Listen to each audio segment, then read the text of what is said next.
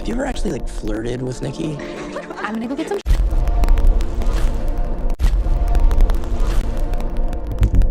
Have you ever actually, like, flirted with Nikki? I'm gonna go get some shots. I'll come with you. Have you ever actually, like, flirted with Nikki? I'm gonna go get some shots. I'll come with you if she means this much to you. And I know she does. Say, Nikki, I think we should grab a drink sometime. Nikki, wait, I was gonna ask you, What? I lost my train of thought. I. Back in that, what else? Why? One wish will all. You only get one wish. I wish Nikki Freeman loved me more than anyone in the entire world.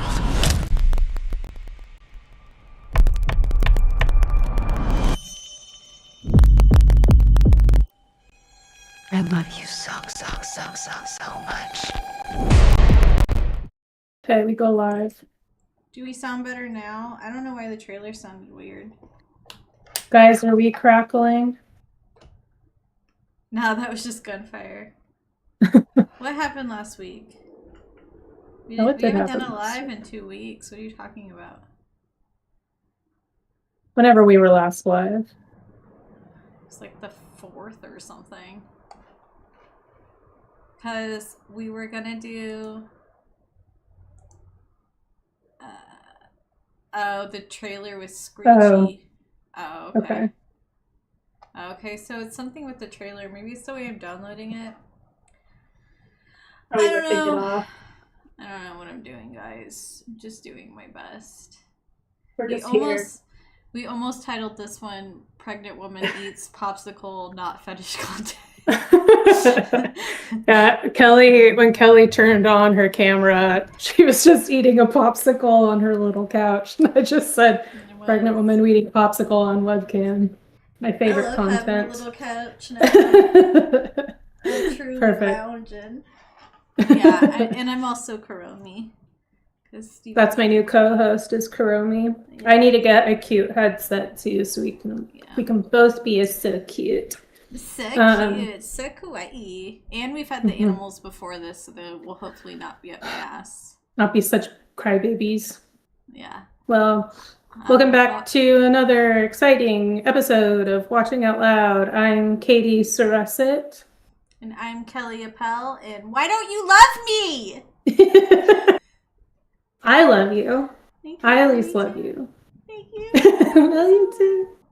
Today we're covering the 2026 film Obsession, which is still in theaters. Mm-hmm. Yeah, I guess it's like technically premiered first in 2025, but went to like theaters in 2026 I don't know. Wikipedia cited it as 25. I heard somewhere, but I didn't fact check this, that it... Why would we? It's a student film. So it had like a crazy small budget. It was like under $1 million, which is very small for nowadays. Yeah, and I guess the director is, first of all, he's 26, which I find offensive. His second name is of all, Curry Barker, which is crazy for such a white boy. He's very, very white. Like blonde hair, blue eye, white. He's the chicken tikka masala of curries. He's the butter chicken of curries. I love butter. It is really good. Well, we're white, so of course we like it so much. But yeah, so he, I guess, was like TikTok and Instagram famous, like making shorts and stuff like that.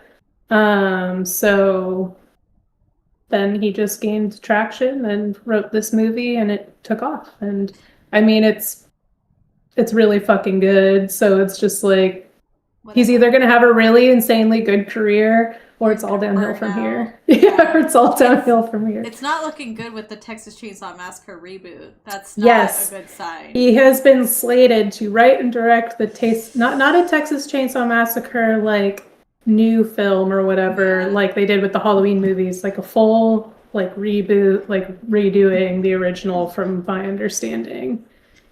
I'm gonna say I'm not McLovin that. Yeah, I'm tired of all the reboots. Our Gen Z delegates are telling us that he was very funny, and that Backrooms director was an established YouTuber, blah, blah, blah. George hates the Texas Chainsaw Massacre idea, which typical. Well, Typical and valid.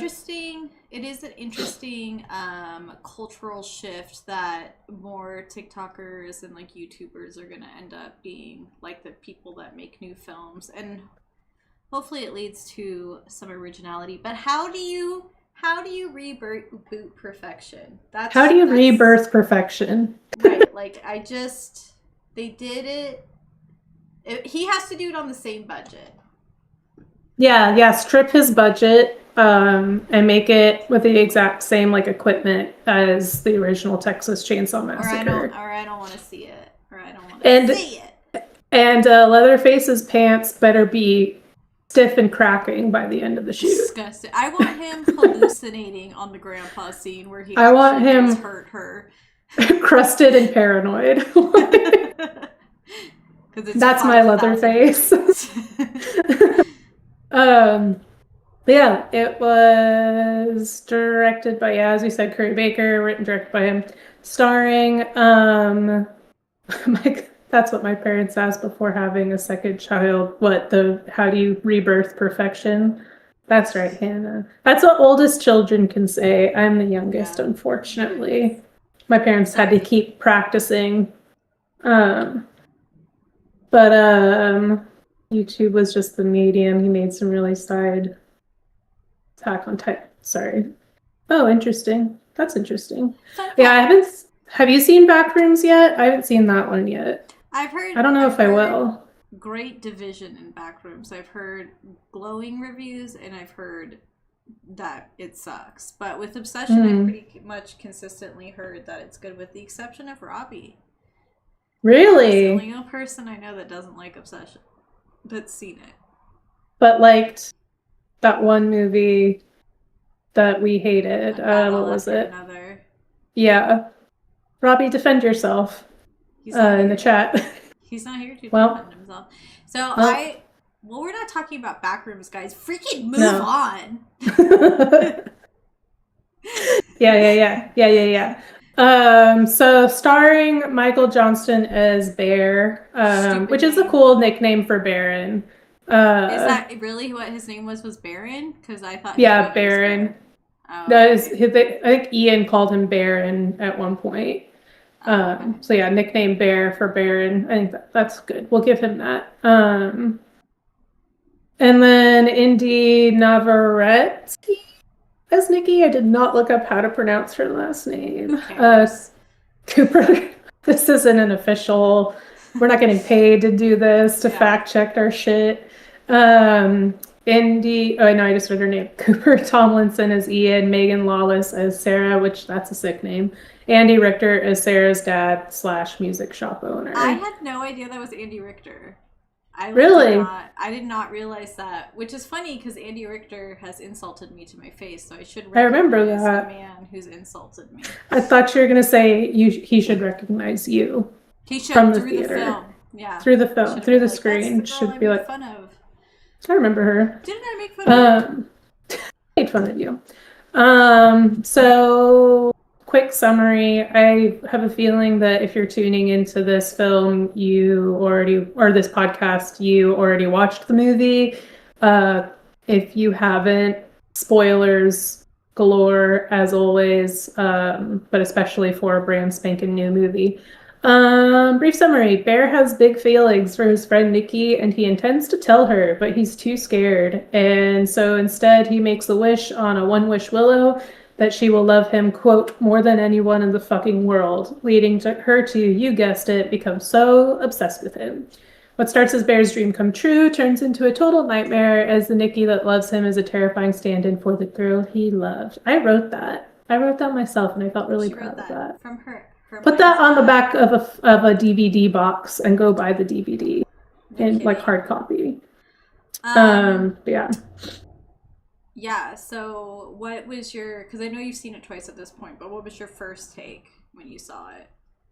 First take, I thought it was really good and scary. Like, it did scare me the first time I saw it. Like, I had full jump scares. and then had nightmares of people's faces getting blown apart that night. I was like, that was gnarly scene. that was crazy. So yeah, so that was fun.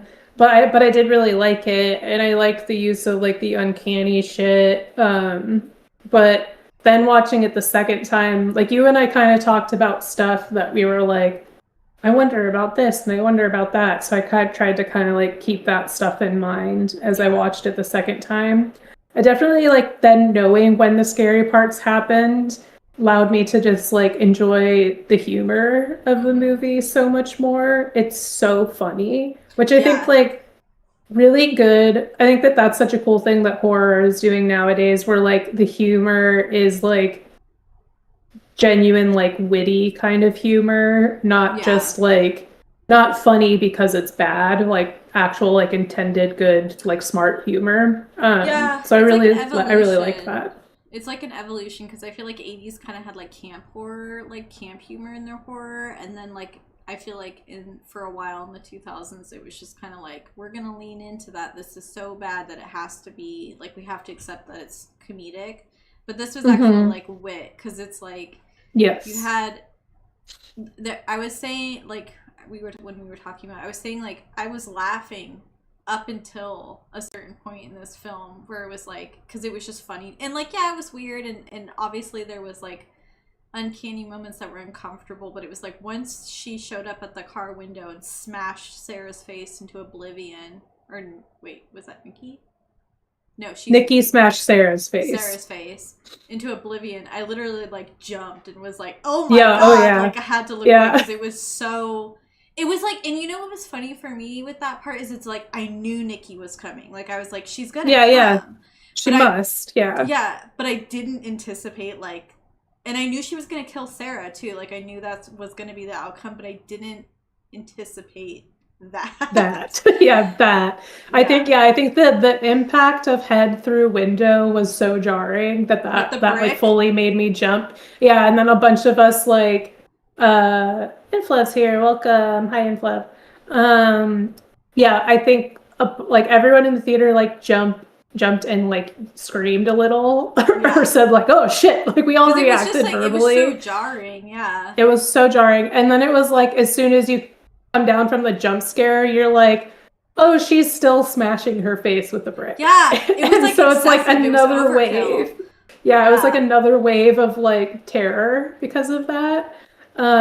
So it was very effective. The second time I watched it, I will admit I covered my eyes after a certain amount of smashing her head, because I was like, I've seen this. Well, and then they panned to her fucked up face, and you're like, I didn't need to see that. The eyeball and shit. The eyeball. That was something else. But I thought George has a good point of like, they put off her jump in just long enough to let her guard down. Oh, that's fun. So anyway, something that I noticed too, like in various scenes, the way they framed the characters talking, like Bear and Ian talking, or Bear and Sarah, or just Bear sitting in his car, would be like the subjects of the scene, of the frame, are like so far off to the side that so much of the background is showing. And I thought about it specifically when Bear and Ian are talking outside of the music store before Ian's party. They're like literally in like maybe 1/4 of the frame, like such a sliver, and it literally like pans to show more of the background. And I feel like it's setting us up to always anticipate that like Nikki's gonna be there. Yeah, totally. But she never is. But she never is. And so then when we get this car scene where it cuts like between Bear and Sarah, and so much of like the background showing, you're kind of expecting it, but at the same time, there have been so many scenes where like Nikki doesn't show up, so it's kind of like, okay, like we're probably fine, and then it's like the worst fucking thing that could happen in the movie. So I thought that was really interesting. I love so much, like, because I was saying to Steven after we saw it, like, this reminded me a lot of this stupid movie. It was like, what was it called? Like Wish Upon? or like Wishbox or some stupid shit. It has Joey King in Wishbox. it. I think it's Oh, that sounds kind of familiar. Wish Upon with Joey King. 17-year-old daughter. yeah. Ryan It's that Felipe one. gives 17-year-old It's her daughter dad. Claire an old music box that promises to grant its owner 7 wishes. There it is. Yeah, so and he not only is Ryan Phillippe her dad, he's a dumpster diver. So he's like always dumpster diving outside of her high school. And she's like, This "Oh my is what God, Dad." happened when whoever Ryan, I forget the character's name in Cruel Intentions, but when we were like, Sebastian. getting hit by that car wouldn't actually kill him. He didn't actually die. He just wandered the streets for how long, became a dumpster driver, had a daughter. This is started the this whole thing. continuation. This is the continuation of Sebastian's story. So it made me think of this movie, but Wish Upon shit. It's not a good movie. She does have a great line in it where they say that they're a slut for wonton, which I think is hilarious. But yeah, that's a great part too. And like they end up being rich, but he continues to dumpster dive. It's just a life's passion. Yeah. But it's like if Wish Upon was actually good, because like if you were to just describe the plot of Obsession, like this guy gets this stick out of a hippie store, like in my town it would have been called Tribal Weaver, and the kind of rude cashier is like, no refunds, don't come complaining to me. So it kind of like it's all in, it feels very in jest, like it's very funny, you're wishing upon this thing, it's bullshit. Yeah, magic isn't it's real. so unserious, like it's not taken For seriously so by even the long. person selling it. Yeah, right. When in hindsight she is actually being like sincere, like people aren't happy with the outcome. And then so even to the point where when Bear pussies out of telling Nikki that he has feelings for her, after she gives him a full ass opening to do so, like, do you like me? And he's like, now's the what? time to tell me if you have feelings he's for like, me. Like, no, I just like you as a friend because I'm a chud. And so then in a last, just kind of like a pathetic, oh me, poor me, I'm the friend zone guy, he snaps the willow branch. I know, really not jerking him off, stabbing him. Stabbing him. Well, it's him jerking himself off. And then as soon as he does it, it's like Nikki transitions to, I don't even want to call it Nikki because it's not Nikki. The real Nikki is. I've been calling it Freaky Nikki and Real Nikki. That's fair. Because she even says, I could be your Freaky Nikki.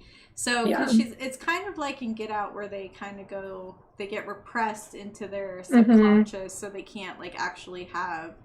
I wanted to suplex Bear.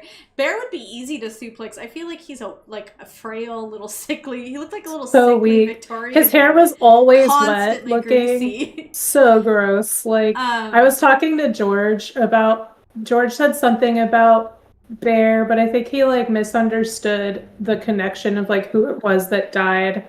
Not that it was like Bear's grandma, but like someone more significant, like, and not old. So he said something about his trauma, and I was like, let's be clear. His grandma died probably of a cancer or something, and that's why she had opioids in her house. Yeah. That's a pretty normal thing. That's not really worth like being a like crazy little bitch boy.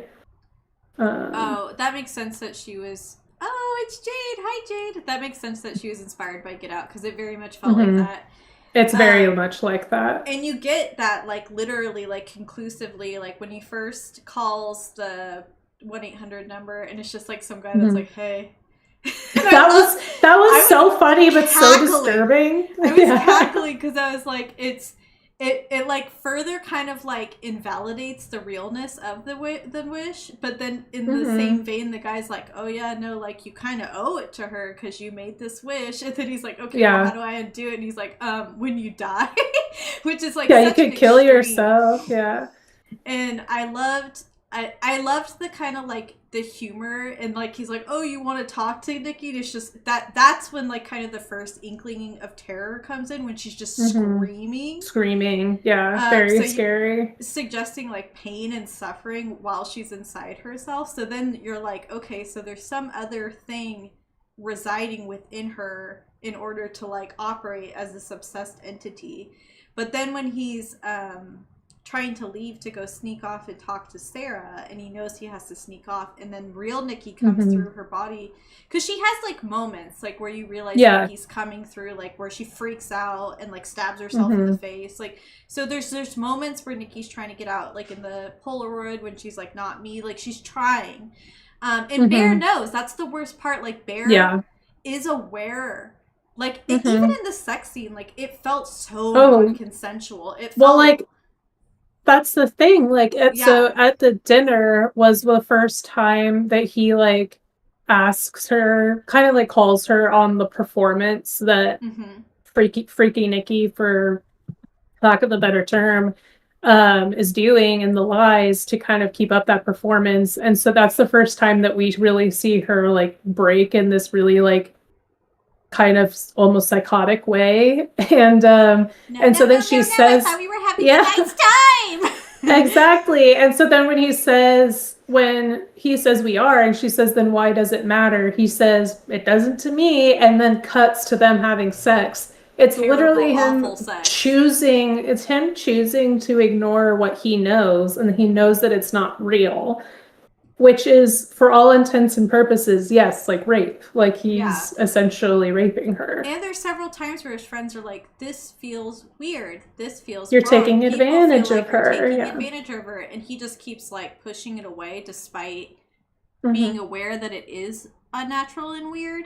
And then, so when Nikki actually comes through, well, it's because she says she's sleeping, or it's sleeping. I don't remember exactly. And she's like, please don't wake her up. And then he's like, is it really the worst thing ever to be with me? And she's like, I've never been with you, Bear. Yeah. And it's like, at that moment, he should have killed himself. Like, because he's literally having Nikki verbatim say, you have been taking advantage of. This is like a more extreme equivalent of her being like under a drug psychosis or something. Like she doesn't have control, or she can't consent, and he's still choosing to parade around with it.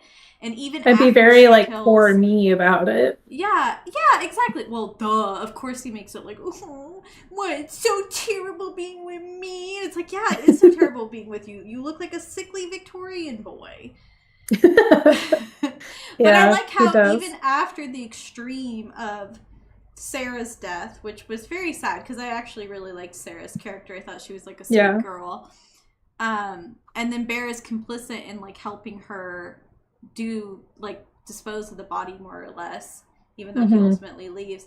He then frantically is like goes back into the store to try to purchase another willow branch, and then goes to Ian to try to get Ian to help him break the spell. But still, it's like, obviously no one's gonna believe this is real, even if they know they think Nikki's under like a mental breakdown. So why would they think like, oh, you broke a stupid toy and now like, you know, then get out of here, Infla. Spoiler this far. Far into the episode. Suddenly it's a spoiler. But then she's like, you know, and then Ian's like, he's like, please word this like very delicately or whatever. And then he's like, I wish I was a billionaire. And then the money just starts pouring, and you just see there like break. Like, because it's like he's just like, how do I fix this without killing myself? Basically, because at the end he still was selfish. Like, you know, it finally got to the point when it was like he knew it was too far gone, and even then he tried to fucking puke up the sleeping pills like a little bitch. He's the piece of shit. Bear fucking kill yourself. Hated Bear. He was the worst. I think it was funny though, because like before I saw it the first time in the theater, there was this like interview with the two lead actors and the director, and the guy that played Bear, hair wasn't all greasy and gross, and it was just like he was like so sweet and like said such like had like good relationship advice and stuff, but it was just like, but then to see him be such a gross piece of shit was like, oh, that's a bummer. But I mean, the actor was great. Actor did a great job playing a piece of shit. I think, to George's comment, I think Ian wishing for to be a billionaire is very like 20-something-year-old brand. Like, that's like, Because he also, like, again, he didn't think it would happen. Yeah. And I think that, like, it goes to, like, the extent with which they now don't believe in Bear, because, like, the amount of times that they had kind of, especially Ian had confronted Bear about, you know, taking advantage of Nikki and what he thinks is going on, and Bear kind of like gaslighting him, being like, Nikki's all over me, dude, everything's fine, blah blah blah, was just like, I think that Ian at that point is like, he's just like he's also, first of all, it's an absurd story. Second of all, it's like he's just gonna say literally anything to not take responsibility for what he's doing. Which, I mean, he is telling the truth, but he isn't taking responsibility. And Exactly. I don't think at any point of the film, when his friends are like confronting him about the situation, he could have told them about what happened, and like, yeah, it would have been fantastical, and it doesn't mean they necessarily would have believed him, but there was any point where he could have taken accountability rather than just being like, well, Nikki's just really into me, I don't know. Mm-hmm. I love her freaky smile that she develops too. She's like, is this good? Yeah, like, I was between that picture and the frowny face for the post for today. So good. It's just like, it's set, the party scene is so intensely awkward because it's like, they make jokes like, what spell did you put under? And she over exaggerates, laughing, goes, haha, like, seriously. So then it's like kind of further driving that, like, it's not really her. And then when he has the, like, and then the weird freaky poem she read, oh my god, story. It was like Hansel and Gretel, but like weird and incesty. When she starts reading it, I like looked at George and I was like, "What the fuck did the Jenga block say?" Like, I need to fucking read that. Like, that's like, there's two issues I have with the movie. It's that, and then also the fact that anyone working at that kind of music store could afford to live in the kind of house that Ian lives in. Well, he inherited the house. Oh. No, Bear inherited the house. You're right. But Ian just has a house. Roommates, though. Oh, okay. I think that was implied. I'll let that go. But yeah, that was crazy. But I mean, I think because then Nikki said it was something that she had been writing. And I kind of took it as so Nikki had, before the wish, had told Sarah that she views Bear as a little brother. And so it seems like this thing that Nikki is writing is kind of like almost this story of like, now Nikki, who would be Hansel in this relationship of brother-sister, or no, Gretel in this relationship of brother-sister, is like obsessed with Hansel, and like, he's going to be with me no matter what, even if I have to kill him, kind of thing. And that's essentially now the dynamic between Bear and Freaky Nikki, where Freaky Nikki, like, probably in her head still has that idea that original Nikki had of, this is like a brother fake, like, this is like that's my brother or whatever. And so, because then even like after Freaky Nikki kills Sarah, she's like telling Bear, like, you wished for this, you wished for this. She puts like, it on him, and that's like she's fully aware. Yeah, she's fully aware of like what the situation is. And I think it only gets like more intense, absurd, and like scary, like terrifying, the more that like, one, Bear fights it, and two, the more he like questions it. Yeah, because that's kind of like the first time I feel like after Sarah is killed is when they finally go, like, they finally say, like, this is your fault. You wanted all of this. Like, and sure, it's extremes, and I don't think Bear could have ever comprehended, even if he believed magic was real, that it would come to this point. But, I mean, he wanted her to love him more than anything in the world, and that's what he got. Yeah.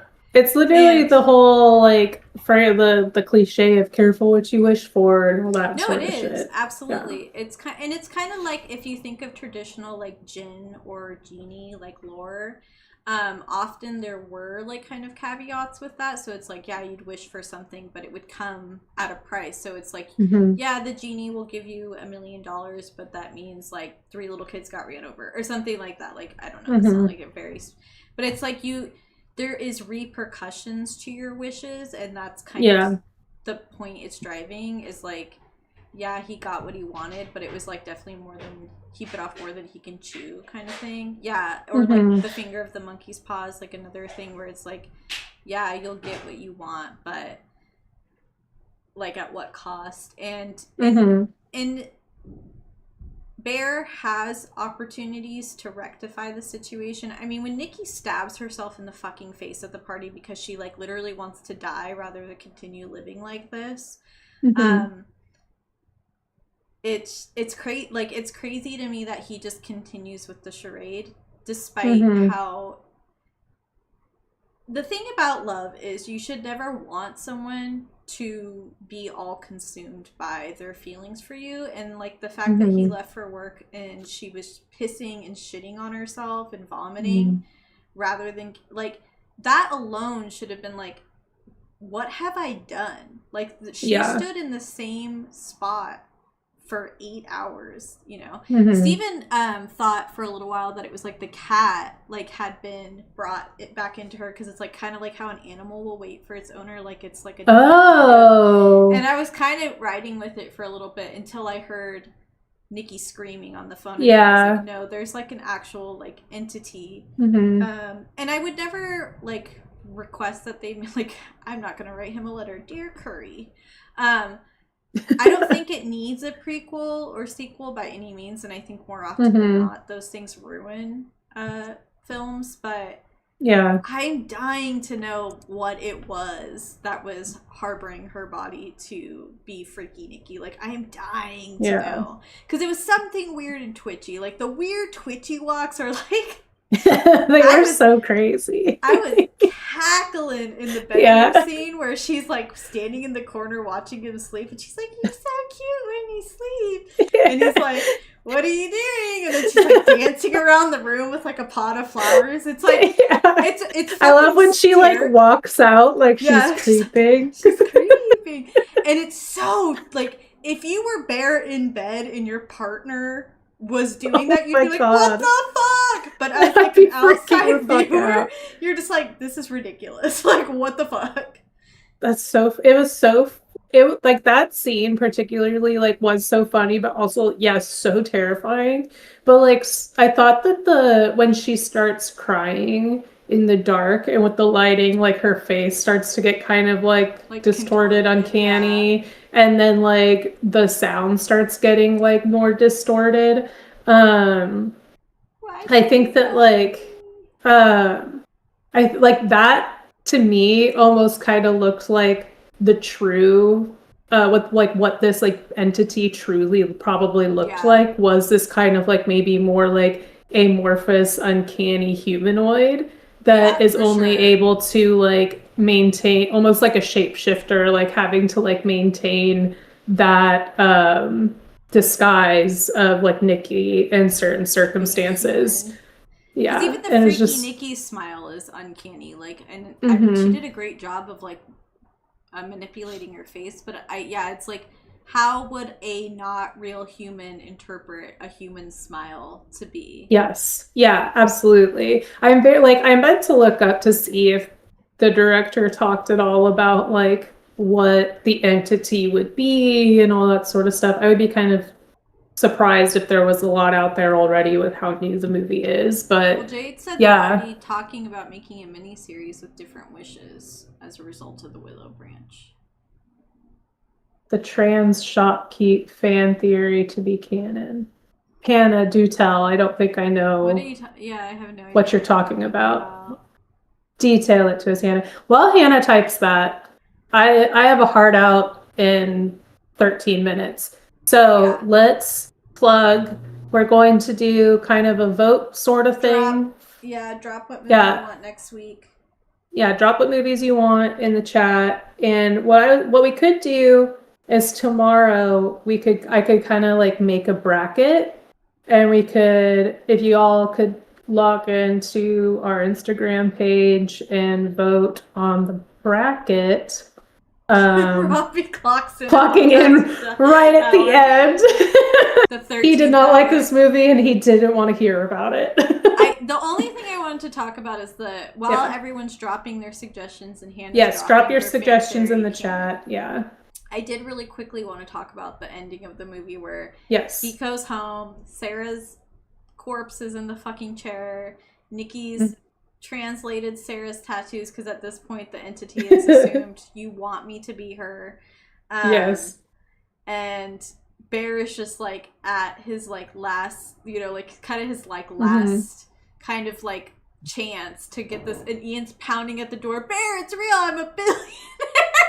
And then Ian just opens up at the door and she's just like, without even missing a beat, shoots him in the head, which is absolutely what we should be doing to billionaires. So good on Nikki, our communist queen. Yeah, communist queen, anti-capitalist queen. But it's finally then when Bear realizes, like, accepts defeat and realizes his responsibility and attempts to end himself. But then he tries to not do it. Because he's a fucking loser. Freaky Nikki breaks the branch to also make him obsessed with her. So then they have this sweet little intimate moment where they're both crazy, freaky versions of each other, and then he dies. And that just made me realize that it's only when he actually becomes obsessed with her and loves Freaky Nikki the way that she loves him that he actually sacrifices himself to save real Nikki, which is an actual act of love that he never did. Because he never actually loved her because he was just a sad boy piece of shit. I think I was banging the table from making my point that I moved my camera. He wished it's going to be there now. It's such a common thing with young people is like, and I think we've all done this or been in this situation where the person you're dating doesn't actually love you for who you are, and you find that they fall out of love with you really quick because they love the idea of you more than they actually love you. Yeah. And like once it's attained, it's not as interesting or whatever. Yeah, absolutely. The high is gone. Robbie would have wished for 2 watching Out Loud pods. It took us 2 weeks to come back online. Yeah. So no. So Hannah's saying that the first woman who's working at the store ended up making their wish to be a dude, which kind of makes sense. They have similar mannerisms, and because I was thinking, wow, like that dude is really sassy. Like, whoa, don't come in here with that energy. But it was actually, he used the wish, and it was really an intentional choice. Yeah, I think with that, the way I read it was that like,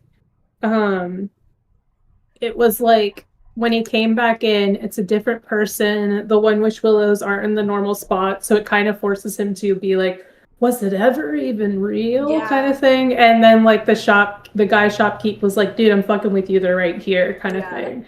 I think it was supposed to be like that kind of setup. Yeah, exactly. Which I think was like, I think one final thing I wanted to comment on was something that actually I took Hannah to see it on Wednesday on Tuesday because they hadn't seen it yet. And I was like, well, I want you in the chat, so I'll take you to see it.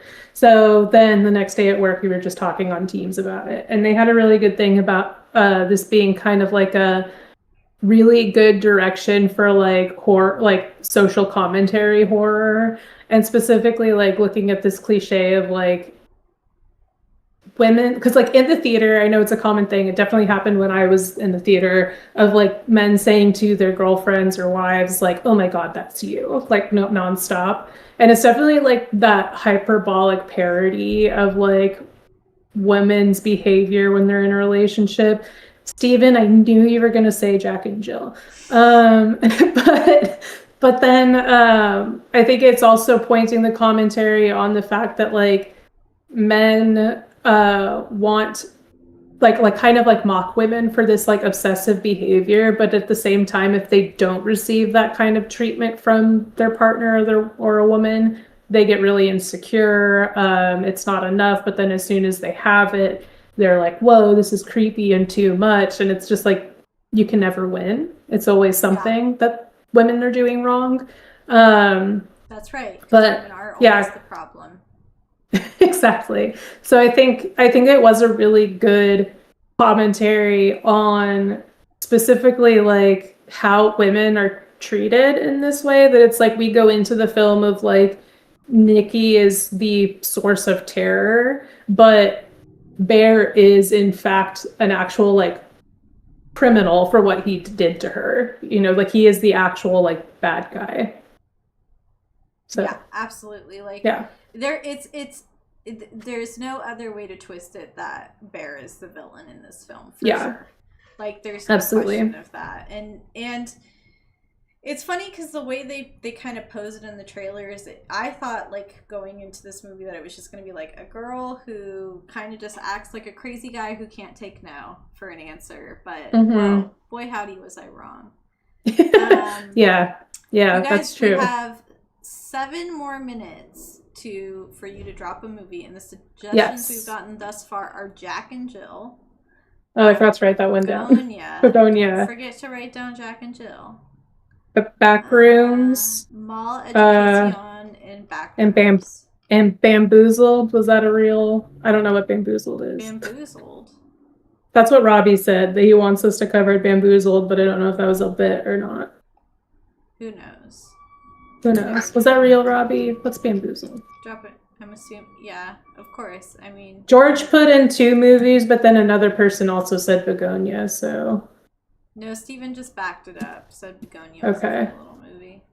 Everyone vote Jack and Jill. Steven said he would be a guest, Honestly, guest on the pod if we did Jack and Jill. I don't do bits. I was thinking if you guys, if you want to do an episode while I'm in Scotland, you guys could do Jack and Jill. I think that'd be kind of cute. SLC Punk, I'm sorry. Oh yeah, SLC Punk is like our 2nd episode. Yeah. Should be over on Spotify. Okay, you hear that was when we really did like critical analysis and stuff. We could do Jack and Jill while Katie's gone. We just a special episode. A special episode with our Gen Z lesbian intern. Oh yeah. Influx voting his own short film. Okay. Yeah, well, my overall opinion of Obsession is that it was really good, and I think everyone should see it. And I'm sorry if you don't agree, but you're wrong. Just kidding. Yeah. I just it's a good movie. Robbie and I have such different movie tastes. I don't know. Seems like it. I mean, I don't know much about Robbie's movie taste. What's is he into old rap world? Oh, I thought that. Sorry, I didn't mean to cut you off. What were you gonna ask, Robbie? Robbie, are you? I don't remember. Are you into old man movies like Heat and stuff like that? Because that's my shit. You wish the girl under a spell didn't act so freaking awkward. How dare the possessed girl act like a freak? That's the hot take. Shaolin soccer. I'm gonna remove Jack and Jill since you and Steven can do that one. So we do need one more to do a bracket. Is Shaolin soccer kind of like Kung Fu Hustle? What is rap? Rap worlds. Yeah, you tell him, Jade. Was Bamboozled a movie, Robbie? It was. He said it's not a bit. Huh? He said it's not a bit. Okay. I'm trying to... Oh, I know. I've seen that movie. That movie is good. We have 3 minutes. It's the final countdown. Okay, right now we have Maleducation, Bamboozled, Backrooms, Begonia, Rap World, and Shaolin Soccer. Going once, going twice. All right, check in on our Instagram stories tomorrow and basically Friday through Sunday to vote and through the Instagram stories, and we'll have the choice up and decided by Sunday night. Yeah, because that'll give us time to watch it. Yeah, it will. Cool. This was fun. It's a mess. Yeah, well, it was fun. I know we shifted gears. I know we kind of changed schedule, but I figured striking while the iron's hot is a good idea. Yeah, this was good. I think this is good. Wait, I can't say it. What got filtered? I don't know what got filtered. I don't know. We also have a Discord, so if y'all want to just also hop into Discord chat if anything else comes up, we'll open up the votes. I don't know how to add people to the Discord channel. Is that something that our intern could take control of? If you guys want to be added to the Discord, and I don't already, just say you want to be added if you're not Hannah, and then because I already know your guys' names, and then if you're Hannah, let me know. What? Yeah, and so if you want to, so if you,